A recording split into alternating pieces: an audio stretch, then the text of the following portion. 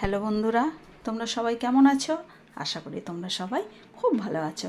অনামিকা lifestyle চ্যানেলের আরেকটি ভিডিওতে তোমাদের সকলকে স্বাগত জানিয়ে আজকে আরেকটি ভিডিও শুরু করলাম। তো অনেক দিন তো ভিডিও দেওয়া হয়নি, হ্যাঁ, এমনিও পারছি না, সময়ের প্রচণ্ড অভাব হয়ে গেছে। আর বুঝতেই পারছো, ব্লগ ভিডিও করা মানে সময় তো লাগবেই, এডিট করা আছে, তারপরে নানা রকম আছে, বুঝতেই পারছো কাজকর্ম তোমরা যারা করো তোমরা তো সবাই জানো।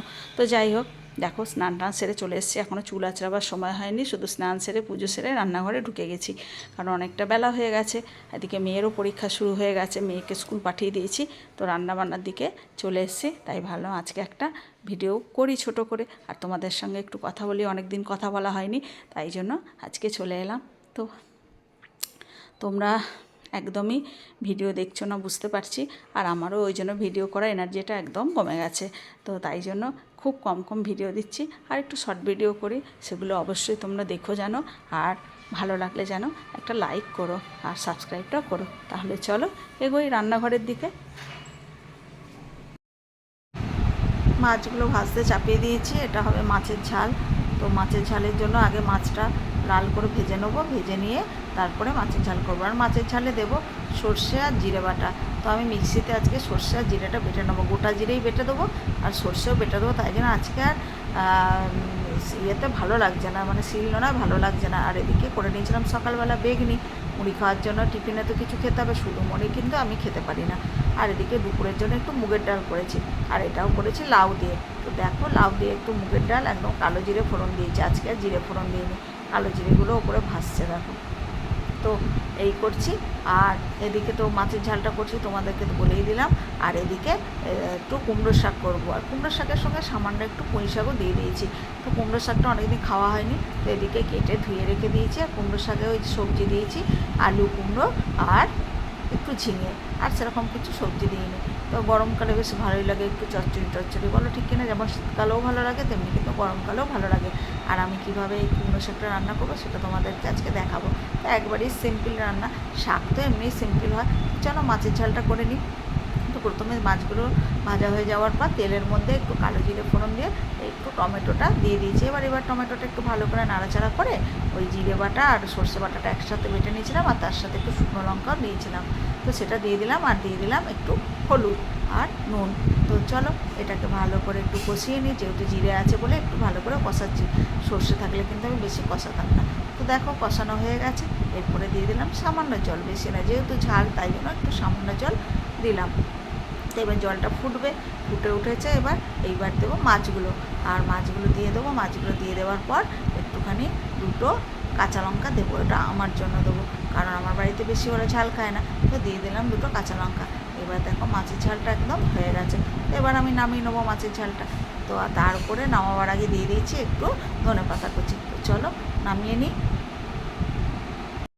এবার আমি কুমড়ো শাকটা চাপিয়ে দিচ্ছি দেখো। তো তেলের মধ্যে দিয়ে দিয়েছি একটু পাঁচফোড়ন, তারপরে ফোড়নটা যখন ভালোভাবে হয়ে যাবে তখন আমি এবার সব সবজিগুলো একসাথে ভালো করে ভেজে নেবো। তো আগে নাড়াচাড়া একটু করে নিয়ে উপর থেকে নিচে অবধি নাড়াচাড়া করে এর ওপরে দিয়ে দেবো নুন পরিমাণ মতো, আর দেবো হলুদ। তারপরে একটু সবজিটা ভালো করে ভেজে নিতে হবে। বেশ সবজিটাকে আমি ভালো করে লাল করেই ভাজি, যতই হোক শাকের সবজি কিন্তু আমি কিন্তু লাল করেই ভাজি। তো দেখো সবজিটা ভালো করে ভেজে নিয়েছি। তো এরপরে দেবো একটু জিরে গুঁড়ো আর লঙ্কা, জিরে আর আদা বাটা। লঙ্কা তো এমনি কাঁচা লঙ্কা চিড়ে দিয়ে দিয়েছি, লঙ্কার বাটা দিইনি। তো এবার এই মশলাটাকে ভালো করে কষিয়ে নিয়েছি, দেখো বেশ তেল ছেড়ে গেছে। এবার মশলাটাকে কষিয়ে নেওয়ার পর দিয়ে দিলাম শাকগুলো। তো শাকটা, কড়াইটা খুব ছোট হয়ে গেছে বলে শাকটা কিন্তু এখন কড়াইয়ের একদম ওপর হয়ে গেছে। তো আমি এই শাকটাকে, গ্যাসটাকে কমিয়ে দিয়ে আমি শাকটাকে একদম ঢেকে দেবো। আর তার আগে শাকটা করার আগে কী করবে বলো তো, একটুখানি ওপর নিচ করে দেবে সবজিগুলো, কারণ তলায় চলে গেছে, শাক থেকে তো জল বেরোবে, আর জল কিন্তু এক ফোঁটাও দেওয়া চলবে না। তো দেখো শাকটা কিন্তু অনেকটাই কমে গেছে, আর দেখো কতটা জলও বেরিয়ে গেছে, আর শাকটা একদম টাটকা ছিল, জলটাও বেশ বেরিয়ে গেছে। তো শাকটা কিন্তু এখনও হবে, আমি এখনও এর মধ্যে কিন্তু মিষ্টি দিইনি, আমি একটুখানি সামান্যই মিষ্টি দেবো। আর তোমরা যেমন খেতে ভালোবাসো দেখো আমি একদমই সামান্য নিয়েছি।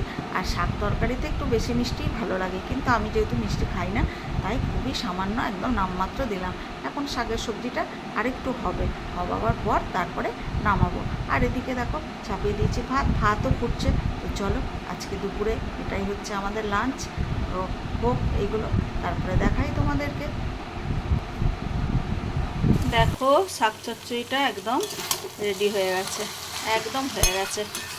তো দেখালাম আমি কি করে কুমড়ো শাক রান্না করি। এক একজন তো এক এক রকম রান্না করে, তো আজকে আমি কীভাবে রান্না করলাম কুমড়ো শাকটা তোমাদেরকে দেখালাম।